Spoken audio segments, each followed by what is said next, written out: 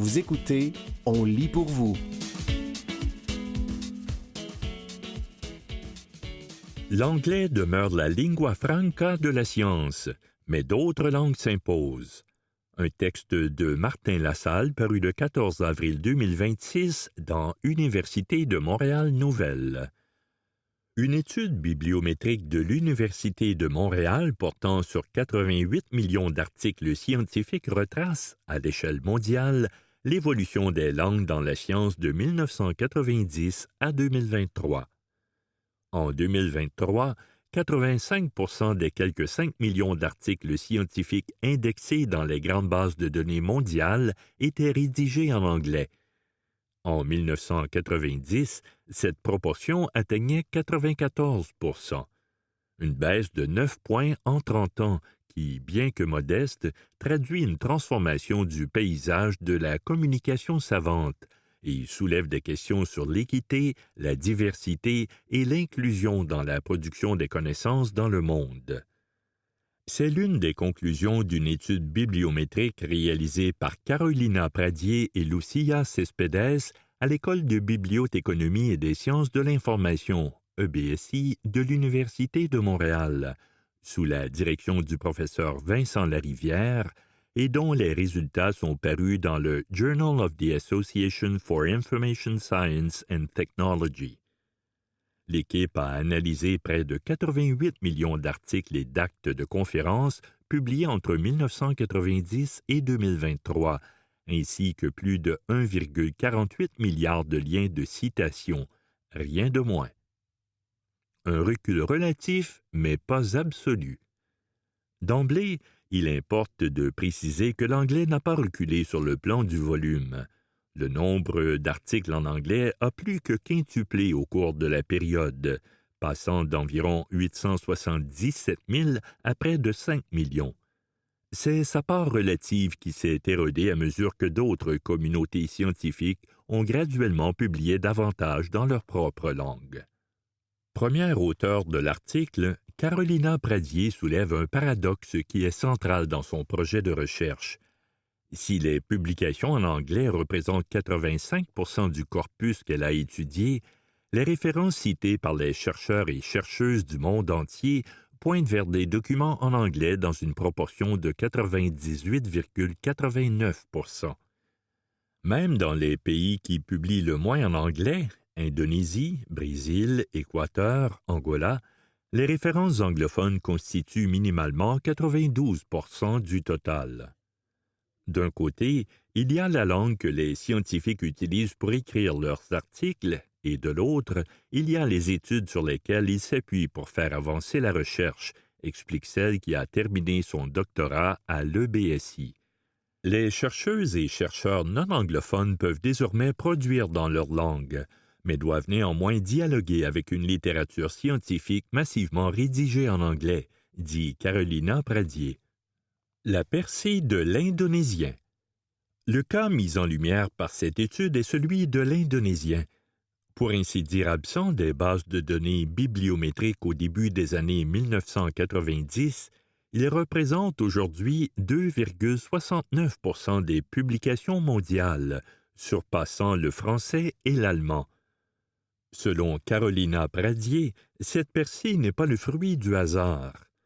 En 2014, le gouvernement indonésien a imposé par décret que toutes les publications scientifiques universitaires soient rendues librement accessibles en ligne, ce qui a entraîné une adoption massive du logiciel à code ouvert Open Journal Systems, souligne-t-elle.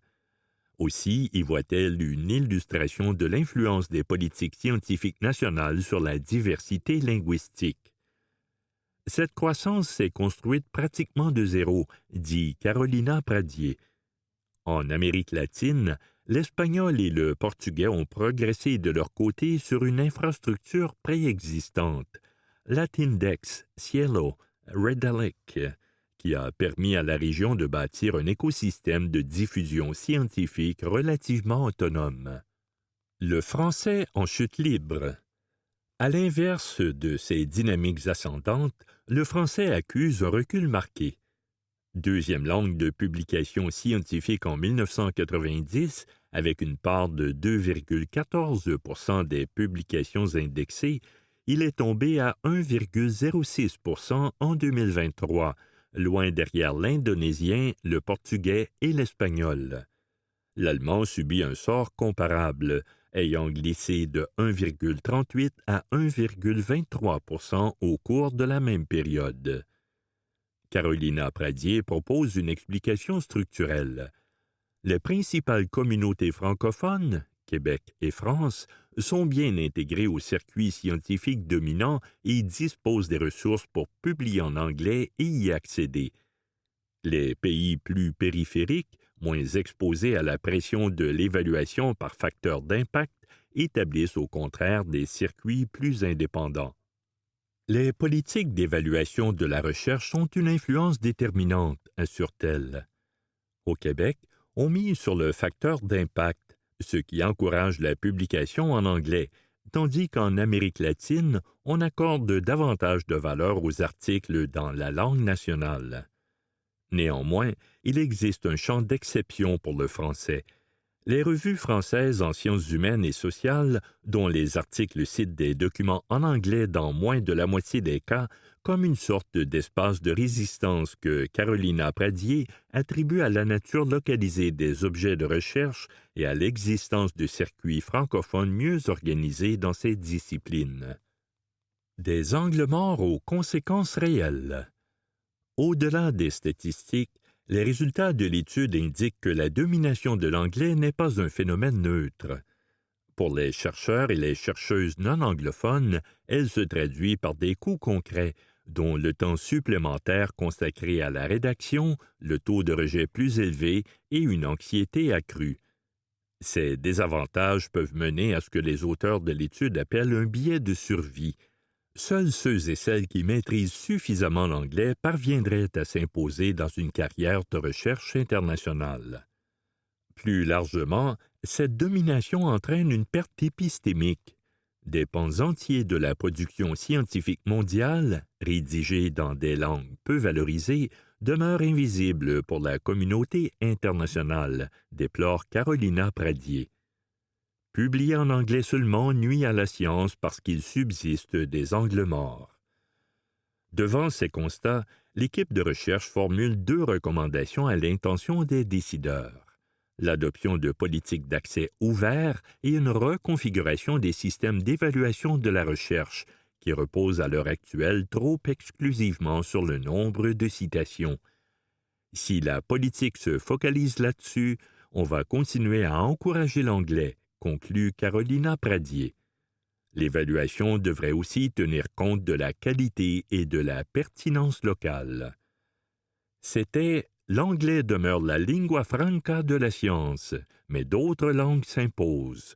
Un texte de Martin Lassalle paru le 14 avril 2026 dans Université de Montréal Nouvelles.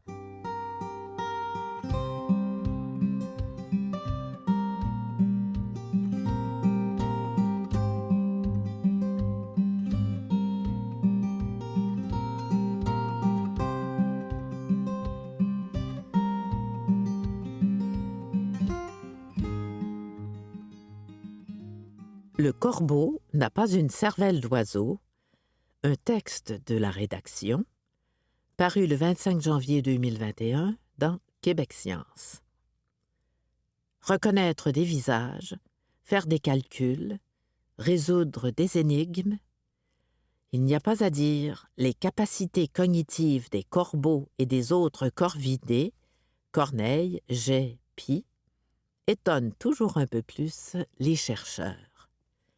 Mais une récente expérience vient de démontrer que les corbeaux sont conscients qu'ils existent et qu'ils pensent, tout comme nous. 2 corbeaux nommés Ozzy et Glenn ont été les sujets d'une expérience dont les résultats ont été publiés à la fin septembre 2020 par une équipe allemande. Ils ont été entraînés à appuyer sur une cible bleue ou rouge pour signaler s'ils avaient vu ou non une faible lueur apparaître. Mais à chaque fois, ils devaient attendre de connaître la règle. La cible bleue pouvait signifier « je l'ai vu » et la rouge « je ne l'ai pas vu » ou l'inverse. Plusieurs secondes séparaient le flash ou son absence et la divulgation de la règle. En réussissant le test, ils ont montré le niveau de pensée et de conscience dont ils sont capables. Les corbeaux peuvent réfléchir à leurs propres pensées.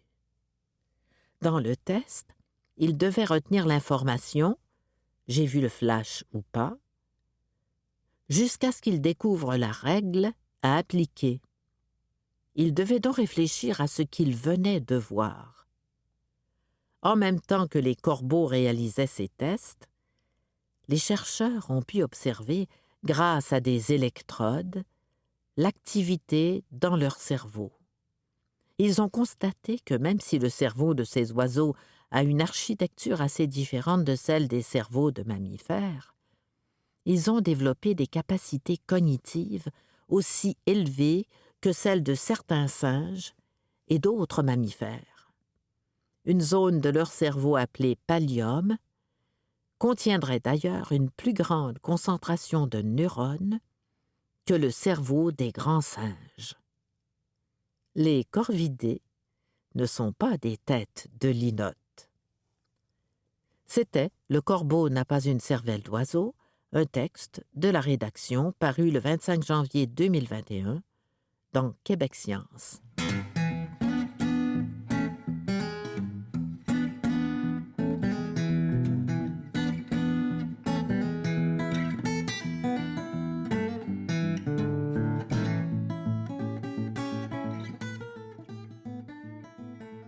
Le dernier match à domicile des Expos de Montréal, un texte de Michel Defoy paru le vendredi 27 septembre 2024 dans BANQ.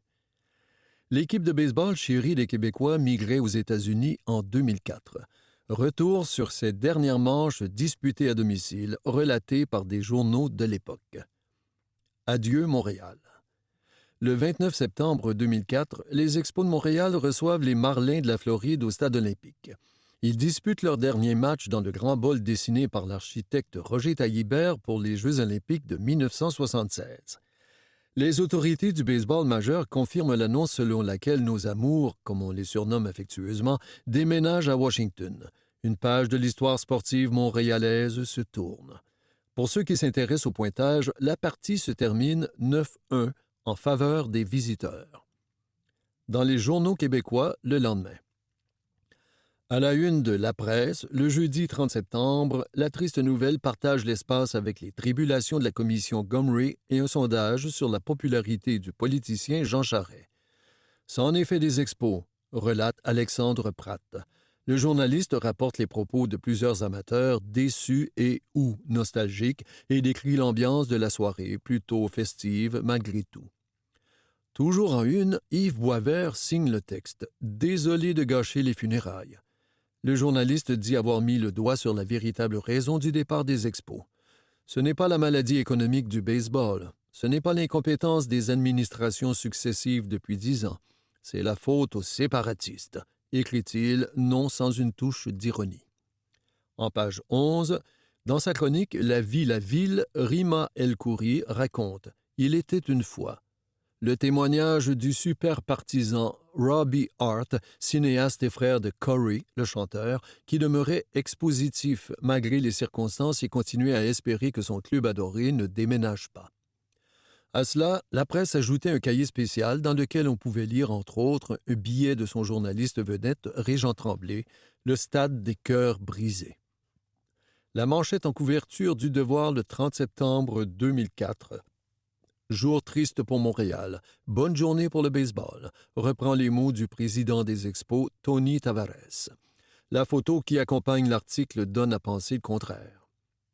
Une bonne nouvelle malgré tout. Youpi survivra, rapporte Le Soleil en page 3 de son cahier sport. Cela dit, la populaire mascotte n'a pas poursuivi sa carrière à Washington. Elle a plutôt troqué le baseball pour le hockey et porte aujourd'hui encore le chandail du Canadien de Montréal. Dans Le Quotidien, le 30 septembre, Claude Raymond ne cache pas sa tristesse. L'ex-joueur, analyste et entraîneur des Expos confie en entrevue Maintenant que nous sommes devant le fait accompli, je suis ébranlé. Un sentiment partagé par des milliers de partisans des amours, jeunes et moins jeunes. Reviendront pas? 20 ans plus tard, certains amateurs rêvent toujours d'un retour des expos à Montréal. D'autres n'y croient plus. Quoi qu'il en soit, les souvenirs demeurent. En témoigne cette galerie de photos tirées de nos collections.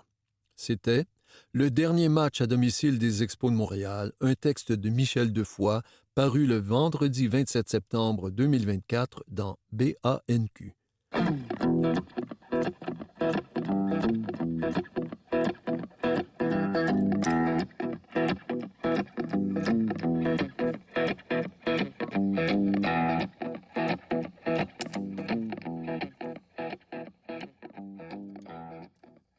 La gueule de bois de l'intelligence artificielle. Un texte de Jean-François Ouellette, paru le 23 juillet 2026 dans La Presse. Ford l'a appris à ses dépens. Après avoir misé sur des systèmes automatisés pour repérer les défauts de conception, l'entreprise a rappelé 350 ingénieurs d'expérience en 3 ans pour corriger des problèmes que ces systèmes n'avaient jamais détectés. Une facture de plusieurs centaines de millions en garantie et en rappel évité, selon son PDG Jim Farley.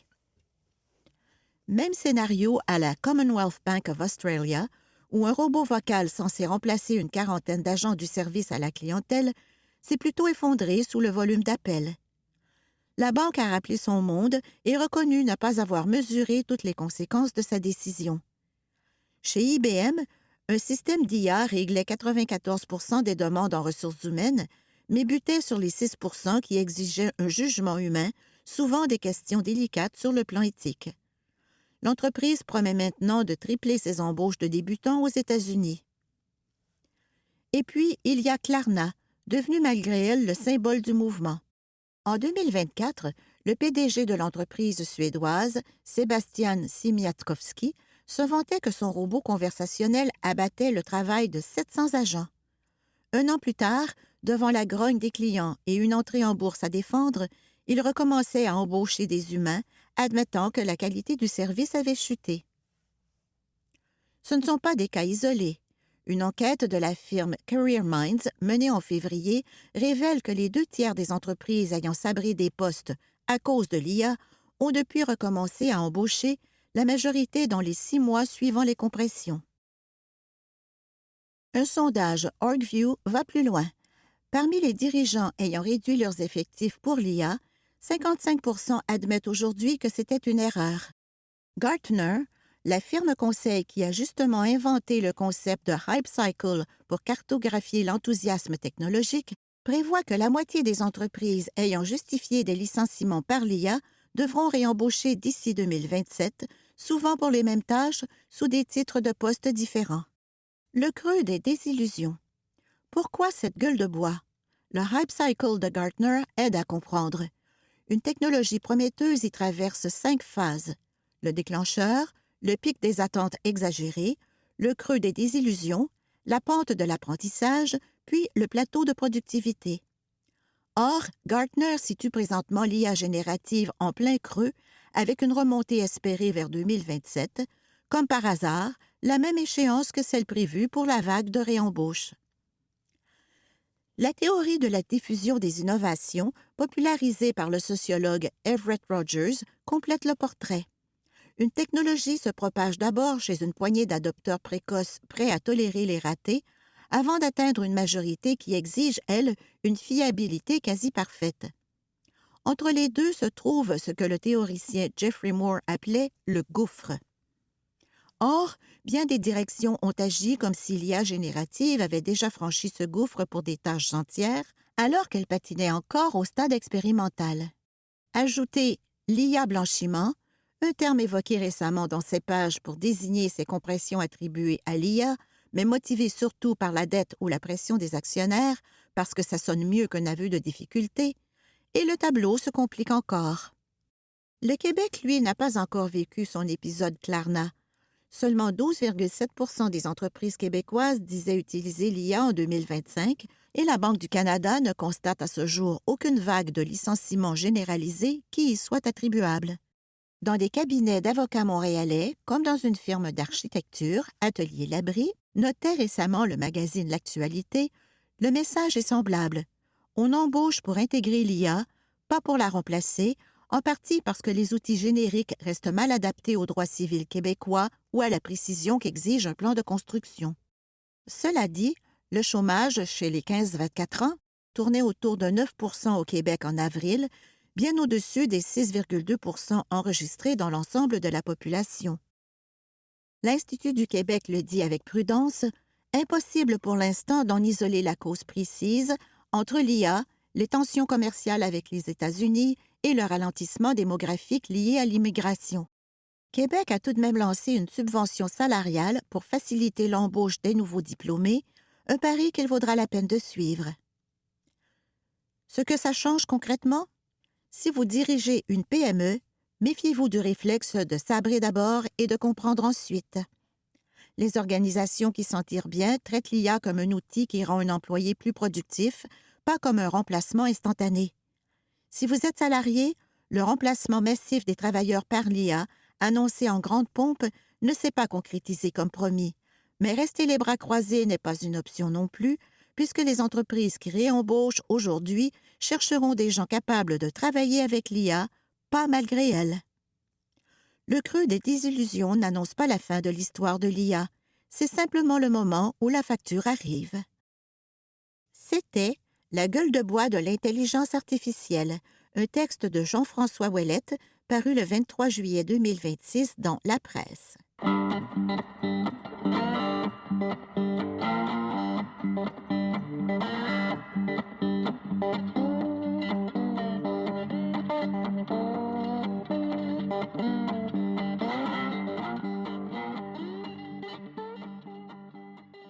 Quel est l'impact environnemental d'un retour au travail en présentiel? Un texte d'Anne-Sophie Dufour paru le 14 juillet 2026 dans Le Devoir. Pendant la pandémie, plusieurs entreprises et instances gouvernementales ont adopté le télétravail. Or, depuis quelques mois, plusieurs organisations font marche arrière, notamment le gouvernement fédéral qui impose désormais à ses fonctionnaires 4 jours par semaine obligatoires au bureau. Qu'est-ce que cela implique au-delà de la seule consommation de carburant? Pour évaluer l'empreinte du travail en présentiel, les chercheurs comparent généralement celui-ci à son option de remplacement, le télétravail. Toutefois, cette comparaison est plus complexe qu'on pourrait le croire, prévient d'emblée Samuel Leduc-Frenette, doctorant en sciences de la Terre à l'Institut national de la recherche scientifique, l'INRS. Une chose qui est certaine, c'est que s'il y a une science qui n'est pas exacte, c'est bien celle de l'empreinte carbone du télétravail et celle du travail en présentiel. Plus d'essence, en apparence. À première vue, le retour au bureau semble néfaste pour l'environnement. L'utilisation quotidienne de l'auto, c'est un événement très important dans l'empreinte d'un ménage québécois et 70% des personnes utilisent leur auto pour se rendre au travail, souligne Cécile Bulle, qui est professeure au département de stratégie, responsabilité sociale et environnementale de l'ESG-UQAM et co-titulaire de la chaire internationale sur le cycle de vie du Centre international de référence sur le cycle de vie des produits, procédés et services.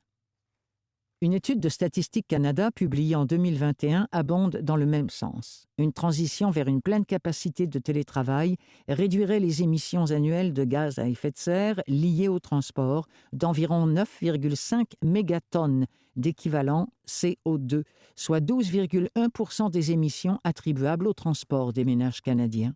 Mais ce calcul ne tient compte que du navettage, soit les allers-retours entre la maison et le bureau. Samuel Leduc-Frenette invite à regarder plus loin. Le télétravail s'accompagne d'effets rebonds. Les télétravailleurs sont plus nombreux à s'installer loin des centres urbains, voire à aller travailler au chalet. Établis dans des régions isolées, ils combinent difficilement leurs trajets et multiplient les déplacements pour leurs activités personnelles. Une étude publiée dans la revue Energy and Buildings en 2020 indique que les déplacements personnels des personnes en télétravail sont plus nombreux que ceux des travailleurs en présentiel, qui effectuent davantage leurs déplacements dans le contexte de leur trajet vers le bureau. Paradoxe supplémentaire, les ménages en télétravail possèdent généralement plus de voitures et y ont un meilleur accès que ceux qui travaillent en personne. Quand on fait un bilan complet, c'est là que c'est le plus mitigé, c'est à peu près neutre, résume Samuel Leduc-Frenette, qui explique que la diminution du navettage est compensée par l'augmentation des autres déplacements. Revenir dans des bureaux restés allumés. Côté bâtiment, le portrait n'est pas plus simple. On imagine que le télétravail réduit la consommation énergétique des bureaux, mais tout dépend des politiques de l'entreprise, nuance le doctorant. Si les gens sont chez eux, est-ce que le bureau est éclairé, chauffé et climatisé autant? Est-ce que l'espace est réduit? Est-ce qu'on sous-loue des parties? Si l'aménagement reste inchangé, ce qui est fréquent, on ne fait que dédoubler la consommation d'énergie et le retour en présentiel n'y change alors pas grand-chose. D'autant que les télétravailleurs tendent à habiter de plus grandes demeures que les travailleurs de bureau, ce qui alourdit leur empreinte résidentielle, rappelle M. Leduc-Frenette. Habillement et repas, deux faux coupables. On pourrait aussi croire que le retour en présentiel alourdit notre empreinte carbone par l'achat de vêtements, de bureaux ou par une fréquentation plus grande des établissements de restauration rapide. Or, ces facteurs pèsent peu dans la balance, précise Cécile Bulle. Si je prends l'empreinte d'une personne moyenne de 40 ans, la catégorie incluant les vêtements représente 0,62 tonnes de CO2 équivalent par personne par an. Le transport, lui, est à 4,02 tonnes et le logement à 3,14, remarque-t-elle. Autrement dit, la garde-robe pèse 6 fois moins que la voiture. Même constat pour les emballages de la restauration rapide. Souvent, on met beaucoup d'accent sur la question des déchets parce que c'est ce qu'on a sous les yeux, note la chercheuse. Mais dans les faits, leur poids dans l'empreinte carbone reste marginal. Le verdict. Alors, un retour au bureau est-il une catastrophe environnementale? Pas vraiment, conclut Samuel Leduc-Frenette. Dans une étude publiée dans la revue Le Climatoscope, dont il est l'auteur principal, son équipe a calculé l'empreinte carbone complète du télétravail comparativement au travail en présentiel auprès de 364 membres de l'INRS. Résultat, la différence entre les deux n'est que de 10%. Grâce au télétravail, l'INRS évite l'émission de 120 tonnes d'équivalent CO2, soit 0,08 tonnes par personne, l'équivalent de 0,88% des 9,1 tonnes émises en moyenne par chaque Québécois en 2022. Pour Cécile Bulle, ça dépend vraiment du profil de chaque personne. Quelqu'un qui est en banlieue de Montréal et qui fait 1 heure de voiture tous les matins pour aller travailler au centre-ville, ce n'est pas la même chose que quelqu'un qui prend le métro quelques stations pour se rendre au travail. C'était « Quel est l'impact environnemental d'un retour au travail en présentiel ?» un texte d'Anne-Sophie Dufour paru le 14 juillet 2026 dans Le Devoir.